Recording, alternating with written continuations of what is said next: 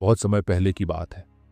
एक छोटे से गांव में रामू नाम का एक गरीब किसान रहता था। वह अपनी पत्नी लक्ष्मी और दो छोटे बच्चों के साथ एक छोटी सी झोपड़ी में रहता था। रामू की जिंदगी संघर्ष से भरी हुई थी, लेकिन वह हमेशा शांत और संतोषी रहता। उसकी सबसे बड़ी शक्ति थी उसका अटूट विश्वास भगवान श्री कृष्ण में। रामू का हर दिन सुबह जल्दी उठकर गंगा स्नान करने, भगवान की पूजा करने और उनके भजन गाने से शुरू होता। उसके पास केवल एक छोटा सा खेत था, जहां से वह मुश्किल से अपने परिवार का पेट भर पाता। लेकिन वह हमेशा कहता, जो भगवान देते हैं वही मेरे लिए सबसे अच्छा है। गांव के लोग रामू का मजाक उड़ाते थे। वे कहते, रामू, ये भजन और पूजा तुम्हें क्या देंगे?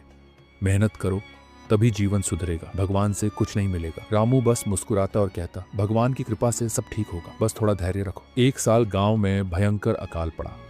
बारिश न होने के कारण खेत सूख गए और अनाज उगाना असंभव हो गया। रामू का परिवार भूखा रहने लगा। उसकी पत्नी लक्ष्मी ने कहा, रामू, अब भगवान पर भरोसा करना छोड़ दो, हमें कुछ ठोस करना होगा। लेकिन रामू ने उत्तर दिया, लक्ष्मी, भगवान पर भरोसा रखना ही हमारी सबसे बड़ी ताकत है, वह हमारी सहायता करेंगे। उस रात रामू को एक सपना आया। उसने देखा कि भगवान श्री कृष्ण उससे कह रहे हैं, रामू, सुबह सूरज उगने के बाद उत्तर दिशा की ओर जाना, वहां तुम्हें तुम्हारे जीवन की कठिनाइयों का समाधान मिलेगा। रामू ने यह सपना अपनी पत्नी को बताया। लक्ष्मी ने कहा, यह केवल सपना है, इस पर भरोसा मत करो। लेकिन रामू ने दृढ़ता से कहा, भगवान का संदेश व्यर्थ नहीं हो सकता, मैं जरूर जाऊंगा। अगली सुबह रामू ने भगवान का नाम लेकर अपनी यात्रा शुरू की। वह घने जंगल की ओर बढ़ा। रास्ता कठिन था, जंगल में कांटे, पत्थर और जंगली जानवर थे, लेकिन रामू का विश्वास अडिग था। वह चलते चलते लगातार भगवान का नाम जपता रहा। कई घंटे की यात्रा के बाद रामू को एक पेड़ के नीचे चमकती हुई रोशनी दिखाई दी। जब वह करीब गया तो उसने देखा कि वहां जमीन में कुछ दबा हुआ है। रामू ने मिट्टी हटाई और पाया